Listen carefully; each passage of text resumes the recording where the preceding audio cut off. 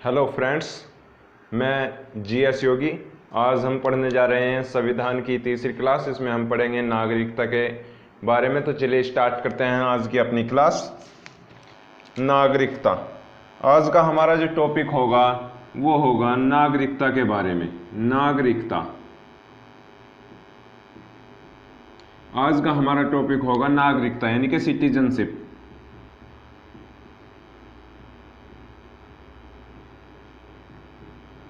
भारतीय नागरिकता। हमारी जो नागरिकता है वो एकल नागरिकता है। एकल नागरिकता, भारत की नागरिकता एकल नागरिकता है, क्योंकि भारत में एकल नागरिकता का प्रावधान है, दोहरी नागरिकता का प्रावधान नहीं है। दोहरी नागरिकता का प्रावधान नहीं है। जो हमारी जो नागरिकता है वो ब्रिटेन के संविधान से ली गई है। ब्रिटेन के संविधान से ली गई है। ब्रिटेन से ली गई है, यानी कि जो हमारी जो नागरिकता है वो ब्रिटेन के संविधान से ली गई है। भारतीय नागरिकता को प्राप्त करने के दो तरीके हैं। दो तरीके से भारतीय नागरिकता प्राप्त की जा सकती हैं। दो तरीके से। वे तरीके कौन कौन से? पहला है देशीयकरण के द्वारा, देशीयकरण के माध्यम से, और दूसरा है पंजीकरण के माध्यम से। भारतीय नागरिकता दो तरीके से प्राप्त की जा सकती है, देशीयकरण के माध्यम से, दूसरा है पंजीकरण के माध्यम से। अब बारी आती है जिस व्यक्ति को भारतीय नागरिकता प्राप्त है, अगर उसकी भारतीय नागरिकता कैसे समाप्त होगी। अगर किसी व्यक्ति के पास में भारतीय नागरिकता है तो उसकी नागरिकता कैसे समाप्त होगी? नागरिकता समाप्त।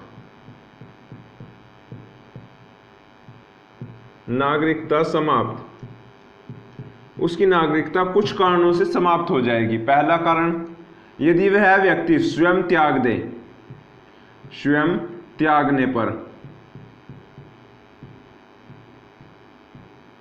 दूसरा है संविधान की इज्जत ना करने पर। जो भारतीय संविधान है उसकी इज्जत ना करने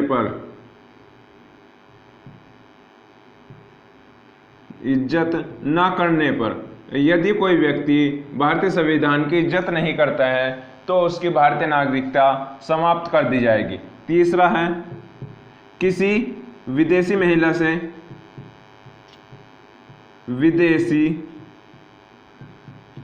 महिला से शादी करने पर, महिला से विवाह करने पर। अगर कोई भारतीय व्यक्ति किसी विदेशी महिला से विवाह कर लेता है तो उसकी भारतीय नागरिकता समाप्त कर दी जाएगी। चौथा है युद्ध में दुश्मन देश की सहायता करने पर। अगर हमारे देश का किसी दूसरे देश के साथ में युद्ध चल रहा है और भारत का कोई व्यक्ति उस देश की सहायता करता है तो उसकी नागरिकता समाप्त कर दी जाएगी।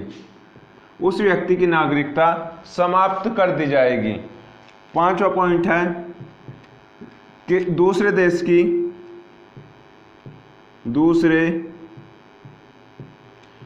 की नागरिकता लेने पर। यदि कोई व्यक्ति किसी दूसरे देश की नागरिकता ले लेता है तो उसकी नागरिकता समाप्त हो जाएगी। भारत की नागरिकता स्वतः ही समाप्त हो जाएगी। अगर कोई व्यक्ति किसी देश की नागरिकता ले लेता है तो उसकी भारत की नागरिकता अपने आप ही समाप्त हो जाएगी। अब आती है अनुच्छेद 5। अनुच्छेद 5 में कहा गया है कि अधिवास द्वारा नागरिकता प्राप्त करना। अधिवास द्वारा नागरिकता प्राप्त करना। यह अधिवास होता क्या है? अधिवास अनुच्छेद 5 में कहा गया है कि अधिवास द्वारा नागरिकता प्राप्त करना। द्वारा नागरिकता प्राप्त करना। ये अधिवास होता क्या है? अधिवास यानी कि जो व्यक्ति, ऐसा व्यक्ति जो संविधान लागू होने से पहले, ऐसा व्यक्ति जो भारतीय संविधान लागू होने से पहले, संविधान लागू होने से पहले भारत के किसी राज्य क्षेत्र में निवास करता हो, भारत के किसी राज्य क्षेत्र में निवास करता हो, पहले भारत के किसी राज्य क्षेत्र में निवास करता हो, उस व्यक्ति को भारत की नागरिकता मिल जाएगी। क्षेत्र में निवास करता हो,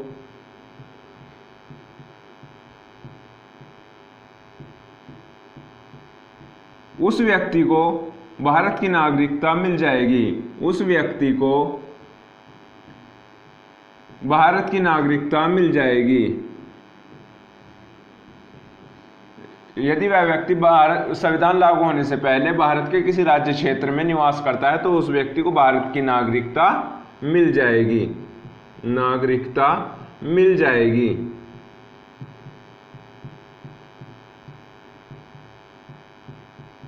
लेकिन उसे कुछ शर्तें पूरी करनी होगी।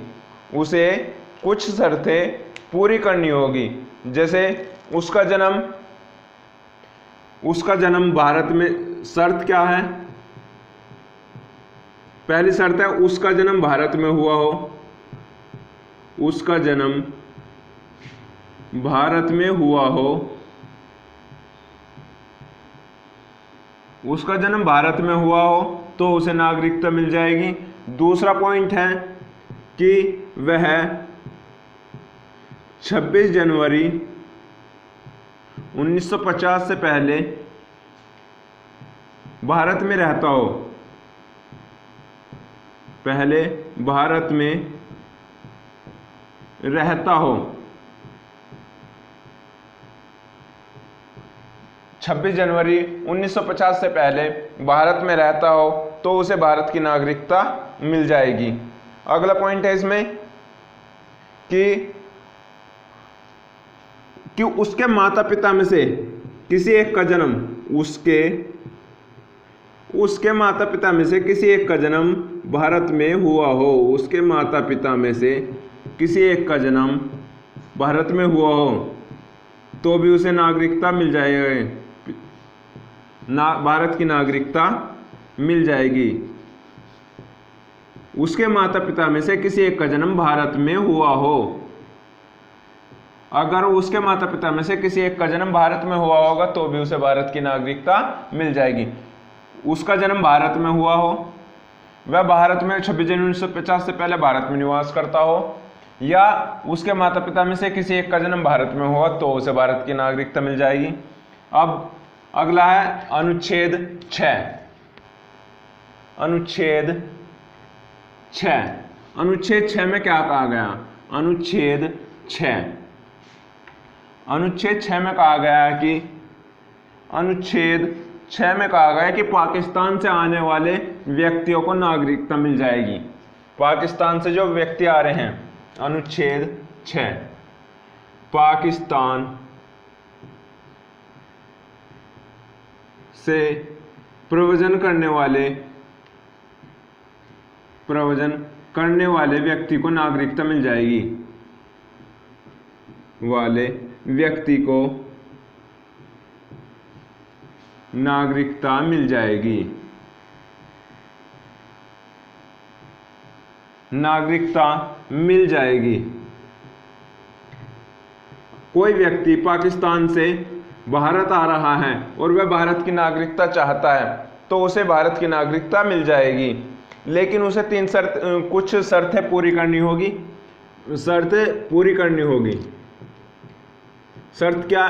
पहली शर्त है उसके माता पिता में से किसी एक का जन्म भारत में हुआ हो। उसके माता पिता में से किसी एक का जन्म भारत में हुआ हो। उसके माता पिता में से किसी एक का जन्म भारत में हुआ हो तो उसे भारत की नागरिकता मिल जाएगी। ये तो सभी पाकिस्तानियों का भारत, उसके माता पिता में से किसी एक का जन्म भारत में जरूर हुआ होगा, क्योंकि पाकिस्तान भारत से ही अलग हुआ है। दूसरी शर्त क्या है? 19 जुलाई। दूसरी शर्त है 19 जुलाई 1948। 19 जुलाई 1948 के बाद भारत में आकर, 19 जुलाई 1948 के पहले, तब से भारत में लगातार, उससे पहले भारत में लगातार रहा हो। 19 जुलाई 1948 से पहले या तब से भारत में रहा हो, लगातार भारत में रहा हो। 19 जुलाई 1948 से पहले या तब से लगातार भारत में रहा हो तो उसे नागरिकता मिल जाएगी। 1948 से पहले या तब से लगातार भारत में रह रहा है। और यदि कोई व्यक्ति, तीसरा पॉइंट है, 19 जुलाई 1948 के बाद, 19 जुलाई 1948 के बाद भारत में आकर पंजीकरण के द्वारा, भारत में आकर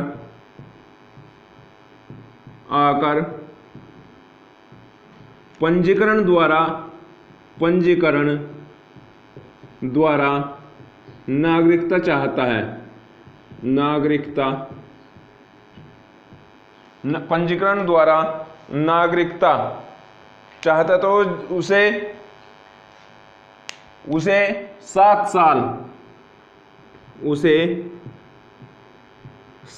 साल भारत में रहना होगा।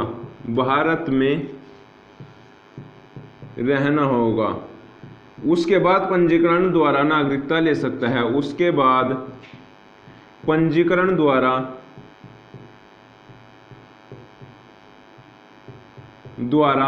नागरिकता ले सकता है। यदि कोई व्यक्ति 1948 के बाद से भारत में आकर रह रहा है और वह नागरिकता चाहता है तो उसे पंजीकरण के द्वारा नागरिकता ले सकता है, लेकिन नागरिकता लेने से पहले उसे 7 साल भारत में रहना होगा, तभी उसे पंजीकरण के माध्यम से नागरिकता मिलेगी। अब बारी आती है अनुच्छेद 7। अनुच्छेद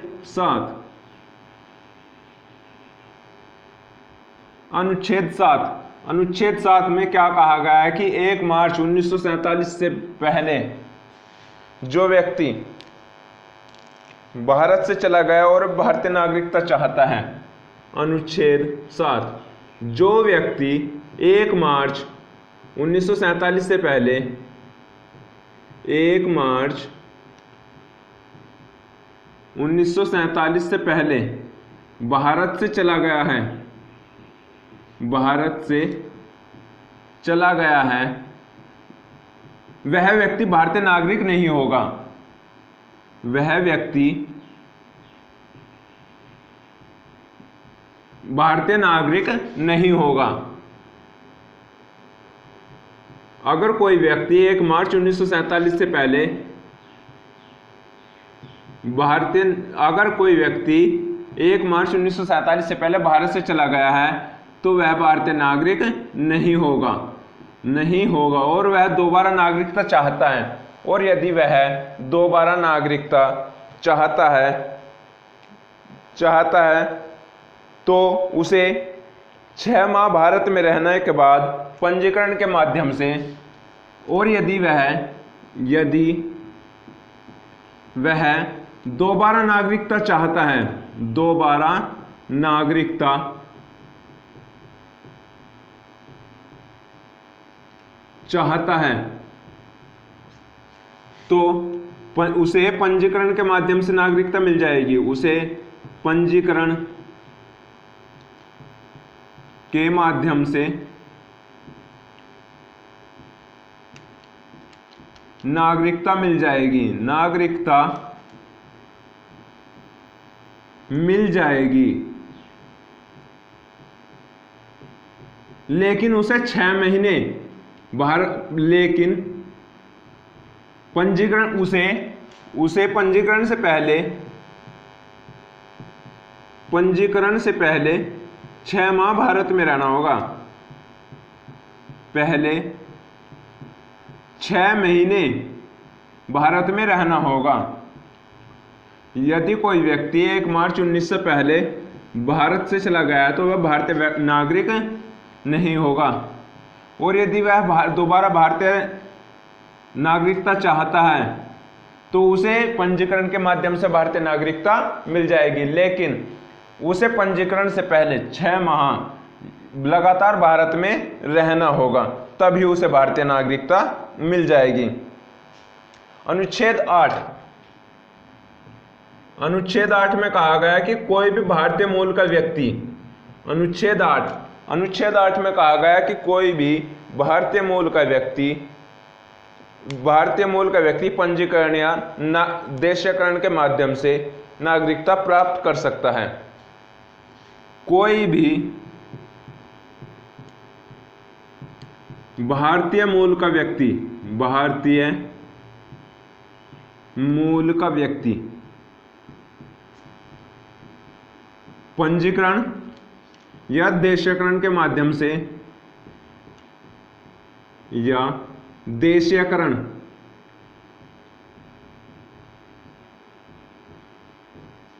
पंजीकरण या देशीकरण के माध्यम से भारतीय नागरिकता ले सकता है।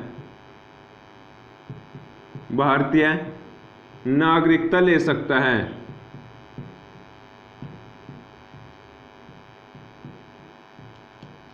यदि कोई भारतीय मूल का व्यक्ति भारतीय नागरिकता चाहता है तो वह पंजीकरण या देशीकरण के माध्यम से भारतीय नागरिकता ले सकता है। अब बारी आती है अनुच्छेद 11। अनुच्छेद 10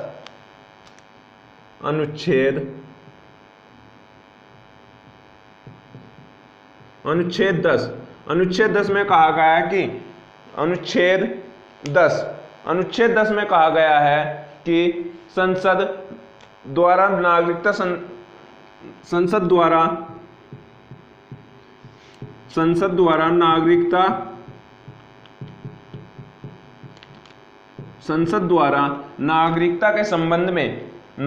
के संबंध में जो भी अनुच्छेद 11 के तहत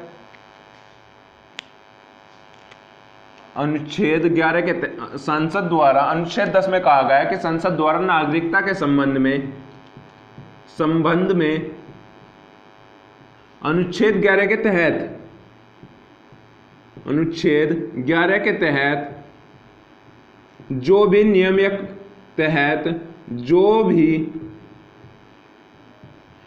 या कानून बनते हैं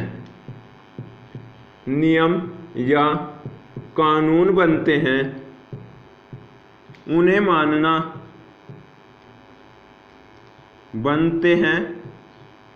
मानना जरूरी है। अनुच्छेद 10 में कहा गया कि संसद द्वारा नागरिकता के संबंध में अनुच्छेद 11 के तहत जो भी कानून बनते हैं उन्हें मानना जरूरी है। अगर यदि नहीं मानते हैं और यदि कोई व्यक्ति उन्हें नहीं मानता है तो अनुच्छेद 10 के तहत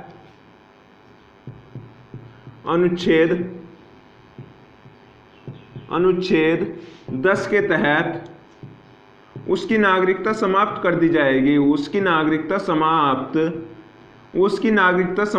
कर दी जाएगी।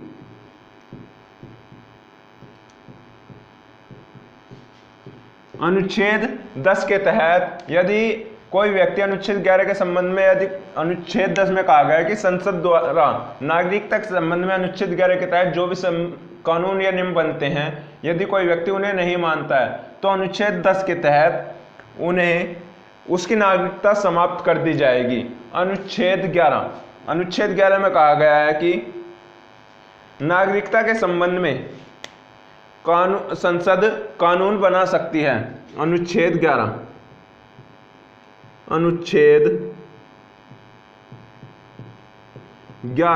अनुच्छेद 11 में कहा गया है कि अनुच्छेद 11 में कहा गया है कि नागरिकता के संबंध में संसद कानून बना सकती है। उदाहरण नागरिकता अधिनियम 1955। नागरिकता अधिनियम 1955 नागरिकता के अनुच्छेद 11 में कहा गया है कि अनुच्छेद 11 में कहा गया कि संसद नागरिकता के संबंध में कानून बनाती है।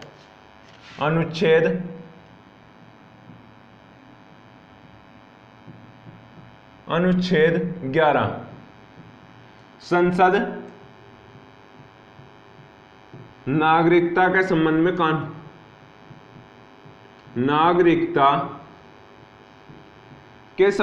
कानून बना सकती है। संबंध में कानून बनाती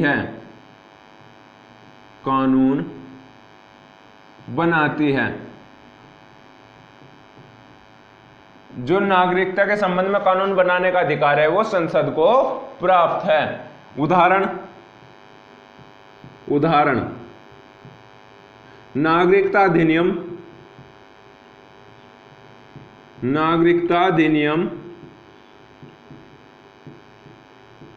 1955 और इस अधिनियम में अब तक 8 बार संशोधन हो चुका है। और इस नागरिकता अधिनियम में अब तक 8 बार संशोधन हो चुका है। और इसमें अंतिम बार संशोधन 2015 में हुआ था। 2015 में हुआ था। और इस अधिनियम में अंतिम बार संशोधन 2015 में हुआ था। इस अधिनियम में अब तक 8 बार संशोधन हो चुका है। और इस अधिनियम में अंतिम बार 2015 में संशोधन हुआ था। तो दोस्तों, आपको हमारी वीडियो कैसी लगी? यदि आपको हमारी वीडियो अच्छी लगी तो वीडियो को लाइक करें, शेयर करें तथा हमारे चैनल को सब्सक्राइब करें तथा बेल आइकन को भी दबा लें, जिससे आपके पास हमारी आने वाली अगली वीडियो की नोटिफिकेशन जल्दी आ सके। धन्यवाद।